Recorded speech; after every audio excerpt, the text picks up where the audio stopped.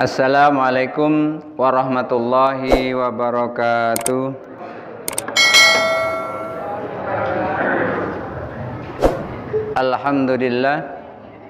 Alhamdulillahi nasta'inuhu wa nastaghfiruh wa na'udzu billahi min syururi anfusina wa min sayyiati a'malina. May yahdihillahu fala mudhillalah wa may yudlilhu fala hadiyalah. Asyhadu an la ilaha illallah wahdahu la syarikalah wa asyhadu anna Muhammadan abduhu wa rasuluh la nabiyya ba'dah.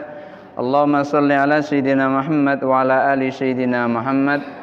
Rabbi syrah li sadri wa yassir li amri wa hlul 'uqdatam min lisani yafqahu qawli, amma ba'du. Bapak Ibu hadirin jamaah Masjid As-Salam Kelurahan Kenali Atas yang dirahmati Allah. Kita melanjutkan pengajian minggu yang lalu. Kali ini kita mengkaji kitab Tuhfatul Murid ala Jauhari Tauhid, bahasan tentang ilmu tauhid, masih pada muqaddimah yang disampaikan oleh Syekh Ali Jum'ah. Beliau yang memberi catatan-catatan pada kitab ini. Beliau Syekh Ali Jum'ah menyampaikan, walaqad allafal ulama ussalafus sholihi jilan ba'da jilin fi ilmi tauhidi muallifatin. Beliau menyampaikan ulama salafus sholeh.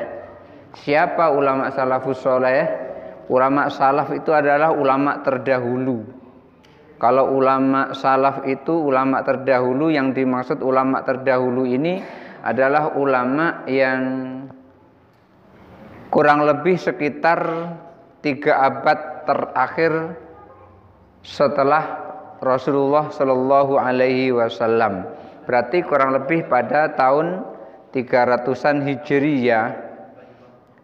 Beliau menyampaikan, walaqad allafa ulama salafus sholeh jilan ba'da jilin. Ulama salafus sholeh dari tahun ke tahun, dari periode ke periode, menyusun kitab tauhid. Jadi tidak hanya satu orang yang menyusun kitab tauhid, banyak yang menyusun kitab tauhid itu. Jadi ulama salafus sholeh dari kurun waktu ke kurun waktu berikutnya banyak yang mengarang kitab atau menyusun kitab tauhid. Banyak sekali susunannya atau kitabnya yang dibuat itu banyak sekali. Untuk apa kitab yang banyak sekali dibuat itu? Tu'allimun nasa tilkal qadhiyati. Tu'allimun nasa tilkal qadhiyata, untuk mengajar manusia tentang kebutuhan-kebutuhan itu. Kebutuhan apa? Kemarin sudah disampaikan ada 3 kebutuhan yang kita perlukan. Yang pertama qadhiyatul uluhiyah, kebutuhan kita menyembah Allah. Yang kedua qadhiyatur risalah, kebutuhan risalah. Dan yang ketiga qadhiyatul jaza, kebutuhan balasan.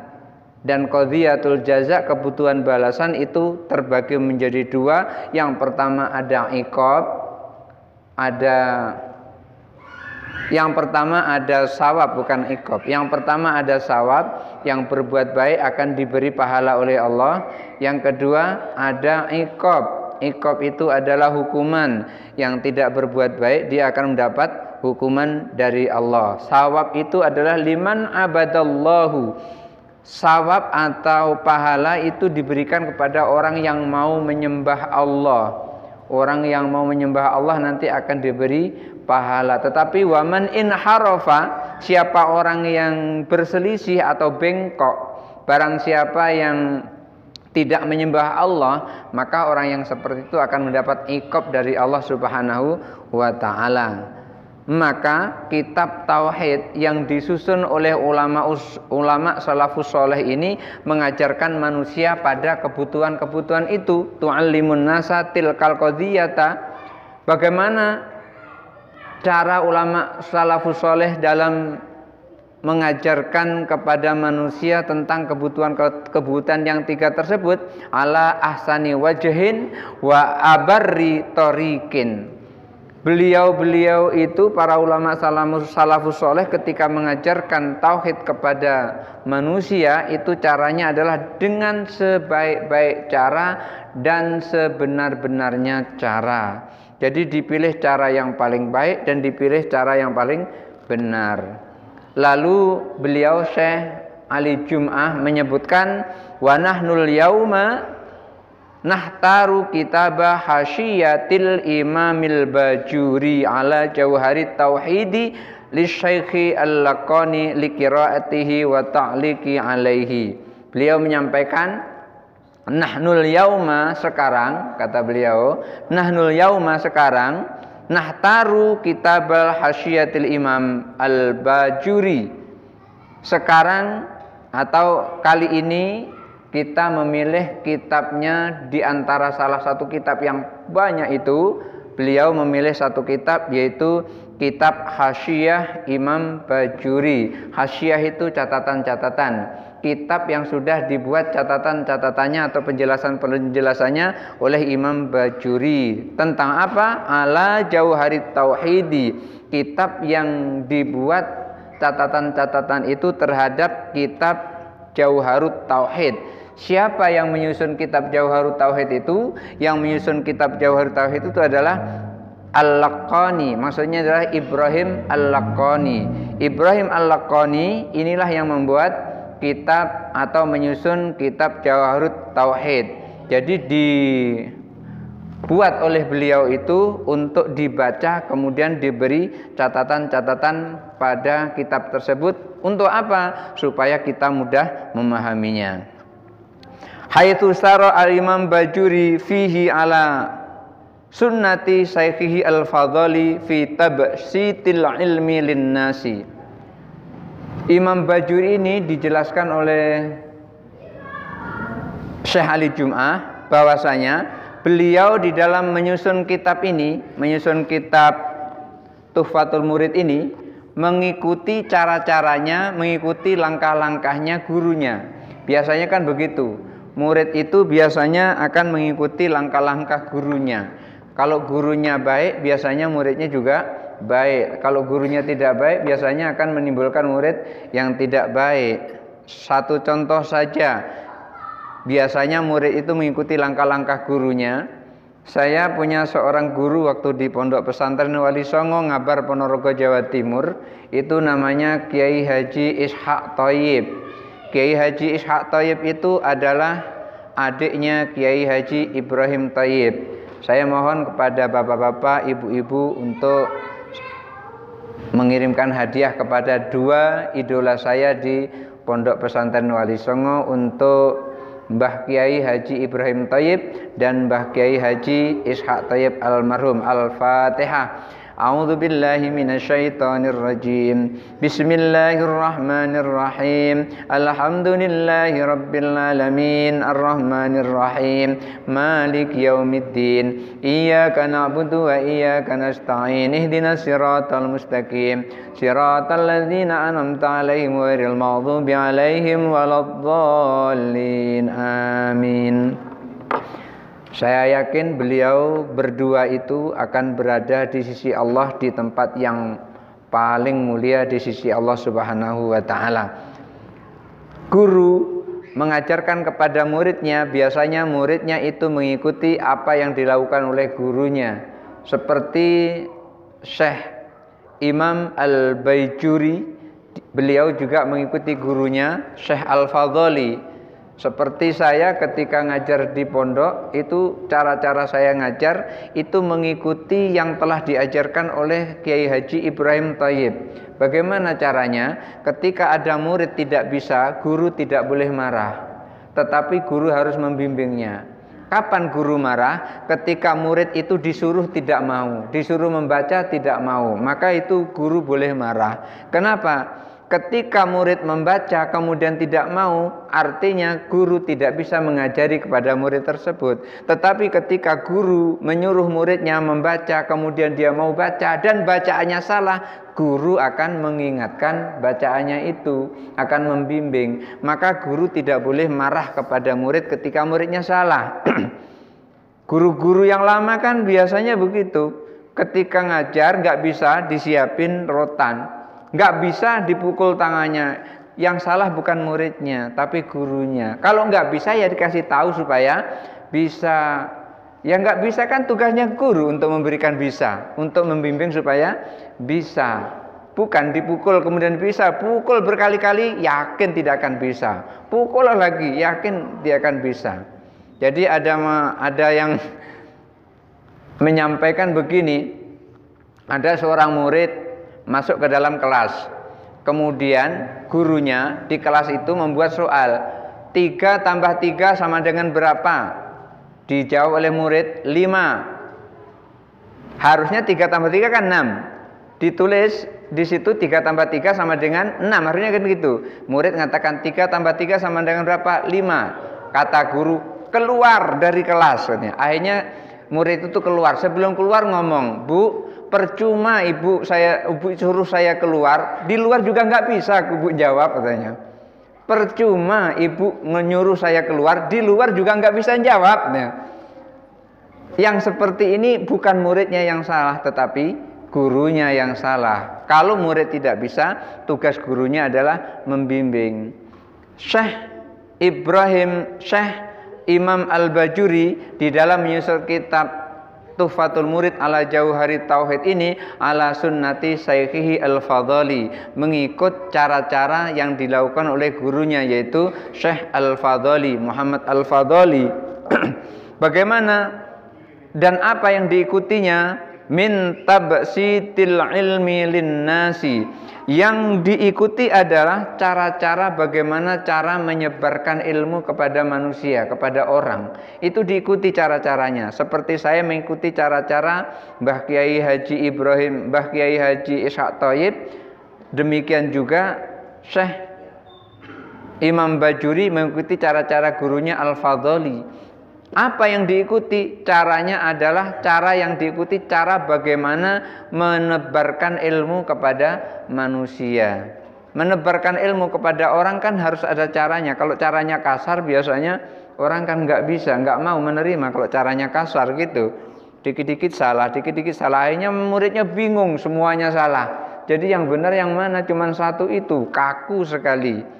Oleh karena itu, cara gurunya yang baik akan menimbulkan cara murid yang baik.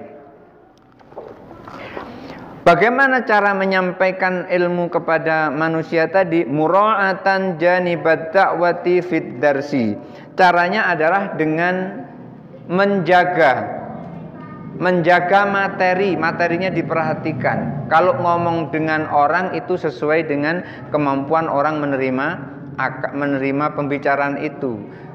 Jangan ngomong dengan orang yang orang itu tidak paham omongan orang itu. Ya percuma, sama dengan ngomong dengan tembok, ngomong dengan dinding. Jadi Syekh Al-Fadhali ketika menyampaikan ilmu kepada masyarakat itu dilihat dulu masyarakatnya. Makanya Wali Songo ketika menyampaikan dakwahnya kepada masyarakat itu mengambil apa yang diambil budaya masyarakat itu. Yang tadinya masyarakat itu ngumpul-ngumpul di situ menyembah animisme dinamisme, di situ ada pohon, membuat makanan. Setelah itu makanan itu dipersembahkan kepada pohon, itu tidak dirubah oleh Wali Songo. Lalu apa yang dirubah? Yang dirubah adalah cara-caranya, ngumpulnya tetap, makanannya tetap, tapi ucapan-ucapan yang tidak benar itu diganti oleh Wali Songo, seperti membaca tahlilan itu. Mulai dari membaca surah Al-Fatihah sampai doa tahlil itu. Lalu setelah itu makanan yang tadinya itu dipersembahkan kepada dewa-dewa yang kita nggak jelas di mana tempatnya, maka lalu itu makanan itu dimakan sama-sama setelah membaca doa. Jadi Wali Songo itu ketika berdakwah kepada masyarakat itu mengikuti bagaimana kondisi masyarakat. Jadi mura'atan linnasi alat darsi, materinya itu dijaga, disesuaikan dengan masyarakat yang dihadapinya. Fanara ibaratahu sahlatan yasiratan. Lalu beliau menyampaikan, oleh karena itu ungkapan-ungkapan di dalam kitab Tuhfatul Murid ini beliau menyampaikan fanara ibaratahu sahlatan yasiratan. Ungkapan-ungkapannya terlihat mudah dan sederhana, artinya mudah dipahami. Wa fawaidahu muntasiratan mabsusatan khilalal kitabi. Wa fawaidahu muntasiratan mabsusatan khilalal kitabi. Dan manfaat atau kebaikan dari kitab ini menyebar, menghampar di sela-sela kitab ini. Artinya ketika kita membaca sudah mendapat manfaatnya. Lalu beliau juga yadbitul amra biqawaida kulliyatin. Ketika dia menyaring masalah atau menangkap masalah, itu ditangkap masalah itu tidak dengan bid'ah. Masalah yang datang itu ditangkap biqawaida dengan kaidah-kaidah kulliyatin, kaidah-kaidah umum. Artinya ketika Al-Qur'an tidak melarang, hadis tidak melarang, maka al-aslu fil amri al-ibahah. Asal dari sesuatu itu adalah boleh. Ketika asal sesuatu boleh itu berarti boleh dilaksanakan, kecuali ada Al-Qur'an yang melarang atau hadis yang melarang. Ketika ada Al-Qur'an yang menentang, hadis yang menentang, baru tidak dilaksanakan. Wa dhawabita muta'additadin. Oleh karena itu beliau menyaring masalah itu. Kalau ada kejadian-kejadian di masyarakat, terjadi perbuatan di masyarakat, disaring dengan kaidah-kaidah kulliyah, kaidah umum. Kemudian juga dinilai natijah, dinilai perbuatan itu atau masalah itu dari berbagai sisi, tidak hanya satu sisi. Tidak hanya satu sisi. Karena apa? Karena ada orang menilai itu hanya dari satu sisi. Sisi apa? Kalau Rasul tidak melaksanakan, bid'ah. Itu saja. Dari situ, kalau Rasul tidak melaksanakan, bid'ah. Sekarang permasalahannya, apakah Rasulullah pernah sholat sesudah wudhu? Kan ada orang sholat sesudah wudhu, namanya sholat wudhu. Rasulullah nggak pernah sama sekali melakukan sholat wudhu. Tetapi Rasulullah ketika melihat sahabat ada yang melakukan sholat wudhu, Rasulullah tidak melarangnya. Ini artinya walaupun Rasulullah tidak melakukan, tapi Rasulullah setuju dengan apa yang dilakukan oleh sahabat tersebut, bahwasanya ada sholat wudhu namanya. Sesudah wudhu melakukan sholat wudhu. Jadi bukan berarti kalau Rasulullah tidak melaksanakan, kita nggak boleh melaksanakan. Dan justru ketika Rasulullah melaksanakan, ada yang tidak boleh kita laksanakan. Rasulullah melaksanakan, tapi kita nggak boleh melaksanakan. Apa contohnya? Rasulullah itu beristri lebih dari 4, 9 istri, 11 istri Rasulullah. Rasulullah beristri lebih dari 4. Kita nggak boleh ngikut, wah kita ngikut Rasulullah. Rasulullah beristri lebih dari 4, kemudian terus beristri 5, 6, 7, 8, 9. Ngikut yang subur jadinya. Nggak boleh yang seperti itu. Ada yang tidak boleh diikuti di sisi Rasul. Ada juga yang ketika Rasulullah tidak melaksanakan, kita boleh melaksanakan. Asalkan itu jangan yang mahdhah, yang sudah ditentukan oleh Rasulullah SAW. Contohnya sholat subuh 2 rakaat, kemudian terus ditambah karena subuh masih seger, ditambah sholat subuh 4 rakaat. Itu yang tidak boleh, yang seperti itu. Nah, kalau ada yang seperti itu benar namanya bid'ah yang seperti itu. Jadi artinya ketika ibadah itu tidak ditentukan caranya, maka kita boleh melakukan sesuai dengan cara kita. Lain halnya ibadah yang sudah ditentukan oleh Allah Subhanahu wa taala. Maka beliau Imam Bajuri itu ketika menilai masalah itu tidak hanya dari satu sisi, tapi dari berbagai macam sisi. Yang penting tidak bertentangan dengan Al-Quran, tidak bertentangan dengan hadis. Al-Quran tidak ada yang melarang, hadis tidak ada yang melarang. Wa yastashidu bisy'ri wan nadhamil khafifi allatifi liyahfadhahul mubtadi'u. Dan beliau juga mengutip atau mengambil nadham, mengambil syair, dan syair yang diambil itu adalah syair yang ringan dan syair yang lembut. Untuk apa mengambil syair yang ringan dan lembut ini? Agar mudah dihafal oleh para pemula. Apa di antara syairnya? Di sini syairnya ada 144 baris atau 144 bait. Di antaranya begini. Alhamdulillahi ala silatihi thumma salamullahi ma salatihi ala nabiyyin ja'a bit tauhidi wa qad arad dinu anid tauhidi. Itu diantara syairnya. Tapi masih banyak itu hanya pembukaannya saja. Itu nanti yang akan kita bahas, syair-syair itu yang kita bahas.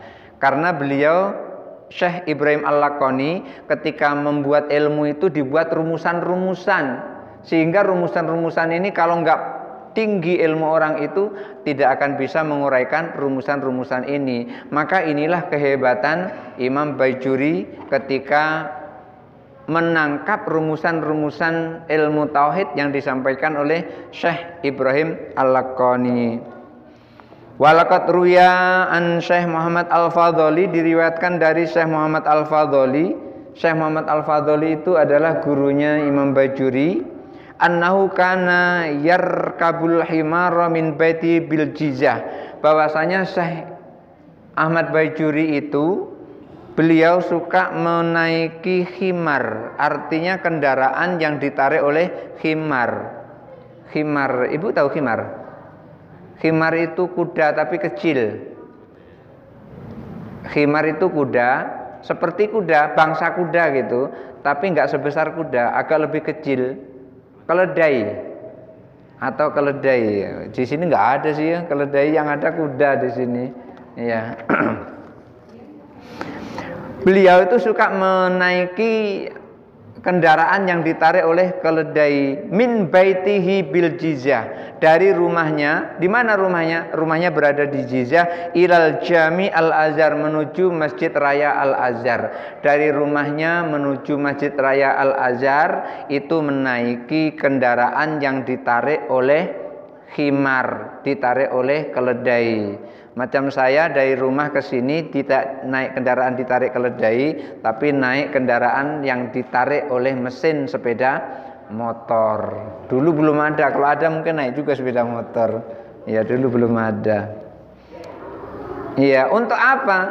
Beliau dari rumahnya di Jizah capek-capek naik pedati, barangkali begitu, naik kendaraan yang ditarik oleh khimar itu liilqa'id darsi, untuk menyampaikan pelajaran, untuk menyampaikan ceramahnya, untuk menyampaikan materinya. Kurang lebih seperti saya datang ke sini untuk menyampaikan materi kitab ini.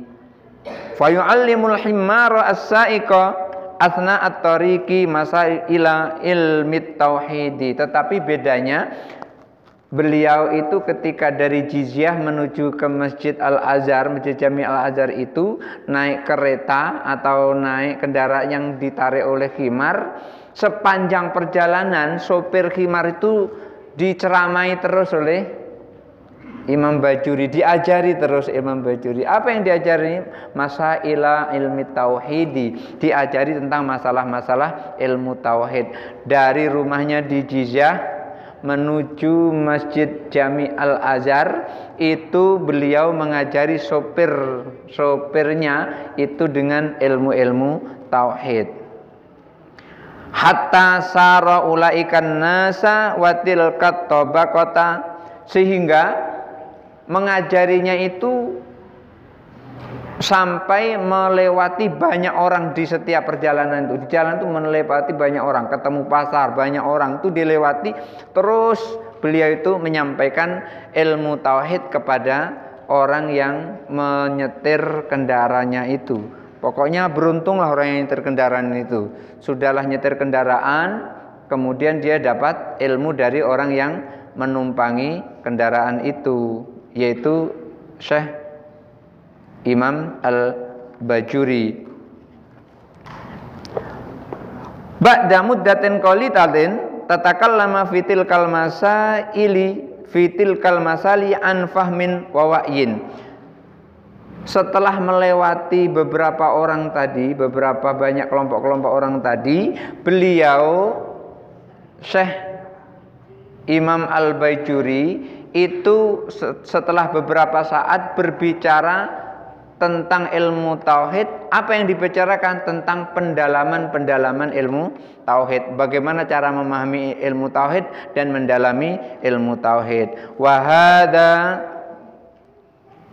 fin nisfil awali minal qarnil 20. Kejadian ini terjadi di pertengahan awal abad 20. Pertengahan awal abad 20. Mimma yu'aidu anna hadaratal muslimina baqiyatun hattal yauma. Ini menunjukkan bahwa kebudayaan umat Islam atau kebiasaan umat Islam itu masih tetap ada sampai sekarang. Kebudayaan umat Islam atau kebiasaan umat Islam. Bagaimana kebiasaan umat Islam itu? Kebiasaan umat Islam itu adalah ketika setelah ada melakukan sholat berjamaah, di situ diisi pengajian. Seperti di Masjid Jami' Al-Azhar itu setelah melakukan sholat berjamaah diisi oleh Imam Bajuri pengajian. Seperti ini diisi pengajian. Ini termasuk hadaratul muslimin. Jadi kita duduk di masjid antara maghrib isya, menunggu isya kita ngaji dulu. Ini termasuk hadaratul muslimin. Jadi kebudayaan orang Islam. Zaman dulu Rasulullah juga begitu. Jadi di sela-sela selesai sholat itu Rasulullah juga sering menyampaikan ilmu kepada para sahabat. Ini adalah kebudayaan yang dibangun mulai dari Rasulullah SAW sampai akhir zaman. Maka beliau menyampaikan ini masih tetap ada sampai sekarang. Alar rahmi min kulli ma hunalika min kusurin wa taksirin. Walaupun di sana sini masih ada kekurangan. Maksudnya tidak seluruh masjid melakukan seperti itu. Yakin enggak Pak? Tidak seluruh masjid melakukan seperti ini. Yakin. Hanya beberapa masjid saja yang melakukan seperti ini. Ada kajian-kajian seperti ini. Banyak masjid dan bahkan sholat 5 waktunya pun juga kadang-kadang tidak terpenuhi. Ini termasuk hadaratul muslimin, kebiasaan atau kebudayaan orang Islam. Fa innaha qad namat walam tamut. Ini menunjukkan bahwasanya kebudayaan orang umat Islam itu telah tidur tetapi tidak mati. Tidur tapi tidak mati. Ada tidur terus mati, ada. Ini tidur tapi tidak mati. Buktinya apa? Kok tidur tidak mati? Buktinya ketika ada acara-acara tertentu kita masih ngumpulkan orang, kemudian kita masih berzikir bersama-sama. Tahlil misalnya, baca Yasin sama-sama. Tapi kan nggak setiap saat seperti itu. Ada tetapi tidur tetapi nggak mati. Fa innaha qad namat. Hadaratul muslimin, kebiasaan atau kebudayaan umat Islam yang seperti itu ada tetapi tidur. Ada tetapi tidur. Walaupun tidur tapi tidak mati. Kadang-kadang bangun masih. Kadang-kadang bangun. Wa hadza yubayyinu anna ahammiyata ta'limi wad da'wati. Kalau seperti ini kondisinya, kebudayaan itu ada tetapi dia tidur, walaupun tidur tidak mati, ini menunjukkan bahwa penting sekali pendidikan dan dakwah. Pendidikan seperti ini dan dakwah seperti ini penting. Ini menunjukkan bahwasanya penting adanya pendidikan, penting adanya dakwah. Untuk apa? Supaya hadharatul muslimin, kebudayaan atau kebiasaan orang muslim yang dilakukan dari zaman Rasulullah sampai sekarang tetap terjaga. Supaya tetap ada terus. Ini menunjukkan penting adanya pendidikan, penting adanya dakwah. Wa mukhatabatin nasi ala qadri uqulihim, dan juga penting ngajak orang itu sesuai dengan kemampuan akalnya. Jangan ngajak orang tidak sesuai dengan kemampuan akalnya, nanti dia akan menolak. Waliyan fiya da'wal ilghazi, dan juga taklim dan dakwah ini membicara atau mengajak orang sesuai dengan kemampuan akalnya itu gunanya adalah liyan fiya da'wal ilghazi, agar tidak terjadi dakwah yang membingungkan. Kan ada kita dengar dakwah membingungkan, ini salah, itu salah, ini bid'ah, itu bid'ah, bingung dewe akhirnya. Sesama orang yang menyalahkan itu sendiri, dia juga tidak seimbang. Yang tadi mengatakan kultum sesudah sholat taraweh itu bid'ah karena zaman Nabi tidak ada. Di lain waktu, oh enggak apa-apa, kultum setelah sholat taraweh tidak apa-apa karena isinya adalah taklim, karena isinya adalah memberikan pengajaran. Memberikan pengajaran kapan saja itu boleh. Yang tadinya tidak boleh kemudian akhirnya menjadi boleh. Ini namanya dakwal ilghazi. Itu artinya dakwah yang membingungkan. Supaya dakwah itu tidak membingungkan, maka perlu adanya taklim, perlu adanya mukhatabatin nasi biqadri uqulihim, mengajak orang sesuai dengan kemampuan daya tangkapnya. Wa tamahhukil lafzi alladzi kana lahu dauruhu wa makanuhu wa jumhuru khitabihil mahsusi, dan juga untuk menghindari dakwah yang hanya bermain kata-kata. Bermain kata-kata itu seperti ini. Yang ada di dalam nas itu adalah kata seperti itu kemudian dipahami seperti itu. Contoh, misalnya begini, di Al-Quran ada bunyi Al-Quran yadullahi fauqa aidihim. Yadun itu tangan artinya. Yadun itu tangan, yadullahi berarti tangan Allah. Fauqa itu di atas, aidi itu tangan-tangan him mereka. Jadi tangan Allah di atas tangan mereka. Akhirnya memahami Allah punya tangan seperti tangan kita. Ada yang memahami seperti itu. Na'udzubillah, di dalam kitab ini kita tidak boleh memahami, memikirkan tangan Allah seperti tangan kita, itu sama sekali tidak boleh. Itu namanya mujassimah, menganggap Allah seperti makhluk, padahal Allah itu adalah mukhalafatul lil hawadis. Allah itu berbeda dengan makhluk. Maka di situ ada kata-kata lain atau ada terjemahan lain. Contohnya begini. Ketika saya bilang sama istri saya, "Bu, tolong bikinkan saya kopi." Apakah ada yang bisa bikin kopi? Ibu ada yang bisa bikin kopi? Nggak ada kan? Kopi yang bulat-bulat seperti ini kan kopi itu.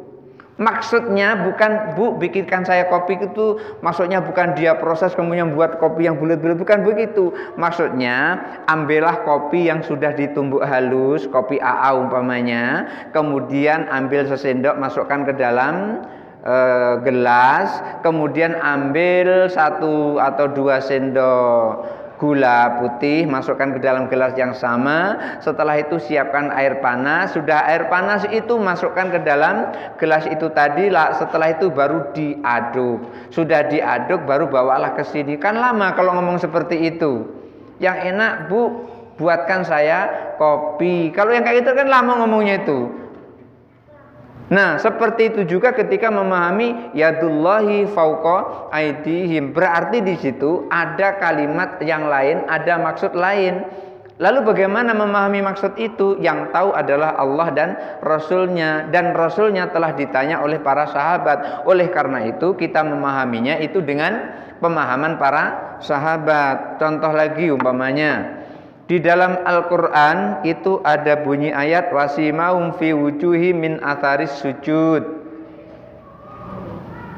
Mereka itu di wajahnya itu ada bekas atau ada terlihat bekas sujud. Lalu memahaminya bekas sujud itu adalah jidat yang hitam itu. Jidat yang hitam. Saya lihat bapak-bapak di sini nggak ada jidatnya hitam. Padahal juga sering sujud. Bukan itu maksudnya. Bukan seperti tadi, Bu bikinkan kopi. Akhirnya si istri itu sibuk bikin kopi. Gimana caranya ya bikin kopi? Saya nggak tahu bikin kopi. Caranya nanam biji kopi dulu, kemudian itu kan lama yang seperti itu. Lama. Jadi maksudnya di sini, ketika di Al-Quran ada bunyi bahwasanya orang Muslim, orang mukmin itu yang bangun malam itu, yang suka bangun malam itu, di wajahnya itu terlihat bekas sujud, itu maksudnya bukan jidatnya hitam. Tidak ada satupun hadis yang mengatakan jidat Nabi itu hitam. Tidak ada satupun hadis mengatakan jidat Nabi hitam. Dahi Nabi nggak ada yang hitam. Nabi itu ketika dipandang itu, masya Allah, itu ketika dipandang itu langsung orang yang memandangnya itu langsung mendapat, istilah kita itu langsung ternyuh, langsung mendapat hidayah, langsung tertarik begitu. Jadi wajah Nabi itu tidak hitam. Kalau ada yang mengatakan wajah Nabi itu hitam, itu penghinaan terhadap Rasulullah Shallallahu Alaihi Wasallam. Maka ulama-ulama itu menyebutkan, termasuk Ibnu Katsir di dalam kitab Tafsir Al-Quran Al-Azim, yang dimaksud wajahnya itu ada bekas sujud adalah wajahnya itu kepucat-pucatan di pagi harinya waktu sholat subuh itu, tetapi berseri-seri. Pucat tapi berseri-seri. Itu tanda sujud, bukan dahinya yang hitam, bukan. Itu disebutkan di dalam kitab tafsir Ibnu Katsir. Ada itu sudah saya baca itu. Saya cari ketika ada mubalik yang menyampaikan orang yang suka bangun malam itu wajahnya dahinya itu hitam, ada yang mengatakan seperti itu. Langsung saya cari, rupanya bukan itu hanya tafsiran mereka. Itu namanya mentafsirkan ayat sesuai dengan maunya sendiri, sesuai dengan hawa nafsunya sendiri. Ibu, bapak ketika pergi ke rumah sakit jiwa itu biasanya ketemu orang gila. Orang gila itu kalau ditanya, kamu gila lah, kamu gila enggak? Apa jawabannya? Enggak, aku enggak gila. Pasti mengatakan begitu. Jadi orang gila itu enggak ngaku kalau dirinya gila. Biasanya seperti itu, biasanya. Tapi saya tidak maksud seperti itu. Tidak saya maksudkan seperti itu. Bapak Ibu hadirin yang dirahmati Allah Subhanahu wa taala, maka dakwah sesuai dengan kemampuan daya tangkap orang yang kita ajak itu tujuannya adalah untuk menghindari dakwah yang membingungkan dan untuk menghindari dakwah yang hanya bermain kata-kata yang memutar-mutar itu tadi. Pikirkan kopi, kopi nian itu dibikin sehingga menjadi kopi. Masak nasi, nggak ada orang yang bisa masak nasi. Oh, nasi kok dimasak? Jadi apa nasi dimasak? Jadi bubur. Masak bubur kok dimasak? Maksudnya tuh masak nasi itu ambil beras, cuci, kemudian kasih air, dijerang di atas api, nanti lama-lama jadi nasi. Maksudnya kalau ngomong gitu kan lama itu ya. Lama ngomong seperti itu. Oleh karena itu ambil ringkasnya, Bu, masak nasi. Karena hanya bermain kata-kata tadi, langsung ngomong, ya masak nasi dimasak, nasi nggak bisa dimasak, nanti jadi bubur. Akhirnya kan begitu. Sama dengan ada orang mengatakan, Bu, Tidak boleh mendoakan orang mati, nggak boleh. Mendoakan orang mati nggak boleh. Maksudnya mendoakan orang supaya mati, bukan begitu maksudnya. Mendoakan orang mati itu maksudnya adalah mendoakan orang yang meninggal supaya diampuni dosanya oleh Allah. Dipahami mendoakan orang mati, mendoakan orang supaya mati, bukan begitu. Yang kalau gitu nggak boleh memang. Mendoakan orang mati nggak boleh, maksudnya mendoakan orang supaya dia mati, itu yang nggak boleh memang. Tapi kalau mendoakan orang mati maksudnya adalah mendoakan orang yang sudah mati, yang sudah meninggal supaya dosa-dosanya diampuni Allah, itu boleh yang seperti itu. Sama dengan ada orang mengatakan kalau masih merokok nggak boleh jadi imam. Ya iyalah, mana ada imam sambil ngerokok, batal sholatnya. Kalau masih merokok jangan jadi imam. Iya, nggak sah. Orang masih merokok, habisi dulu rokok, buang, baru jadi imam gitu. Jangan merokok masih ada di mulut langsung Allahu Akbar jadi imam. Ya nggak sah, sholat dia aja batal, apalagi jadi imam. Jadi main-main kata yang seperti itu yang tidak boleh. Artinya kita memahami di balik kata itu apa sesungguhnya arti dari kata itu. Bapak Ibu hadirin yang dirahmati Allah Subhanahu wa taala. Lalu beliau menyampaikan wa yaj'aluna nuraji'u katsiran minasifatil muqarrati wallati asbahat. Oleh karena itu, karena dakwah mereka yang seperti itu terjadi, ini sebetulnya adalah terjadi lantaran kejadian tahun 1926 yang lalu. 1926 yang lalu, di mana pada saat itu juga sebelumnya itu sudah terjadi pergerakan itu tadi, Wahabi. Itu sebetulnya awal mulanya sebetulnya dari situ awal mulanya. Akhirnya kemudian orang-orang yang memegang sunnah maksudnya adalah berpegang pada tradisi Rasulullah Shallallahu Alaihi Wasallam, Al-Quran dan hadis, semuanya dikembalikan. Al-Quran ada, dikembalikan pada hadis ada. Mereka semuanya menentang gerakan-gerakan yang disebut dengan gerakan pemurnian itu. Pemurnian itu maksudnya adalah mereka tidak boleh tawasul. Tidak boleh tawasul itu seperti apa? Kita tidak boleh tawasul kepada siapapun, langsung kepada Allah.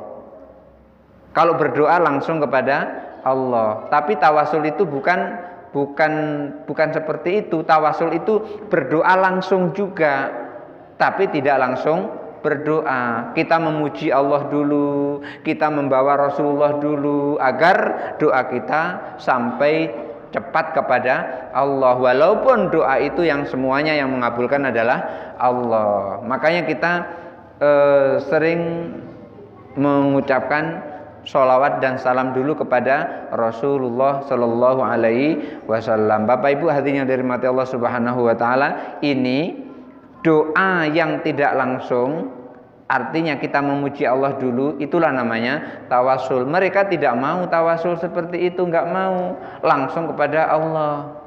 Kalau ada gubernur datang, dia nggak mau nyebut Pak Gubernur, nggak mau, langsung disebut orangnya, namanya, nggak pakai bapak-bapak, nggak pakai, nggak mau menghargai yang seperti itu.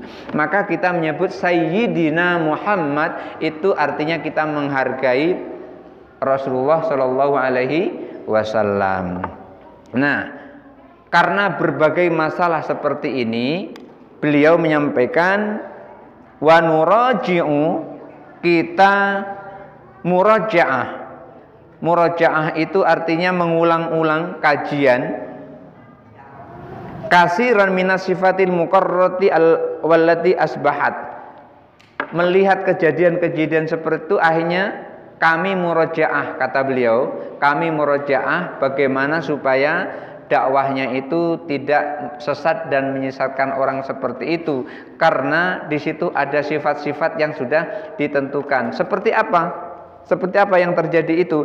Kal musallamati an hadal asri wa ma qablahu. Seperti sifat ingin menyelamatkan diri dari kondisi yang sekarang ini pada masa itu dan juga yang sebelumnya, ahdan bira'yi ba'din nasi, dengan cara mengambil sebagian pendapat manusia, alladzina hakamu mustasri'ina, yang menentukan hukum secara tergesa-gesa.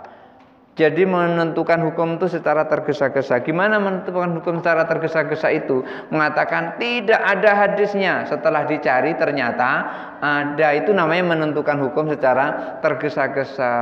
Sudah aku cari-cari hadisnya, tidak ketemu.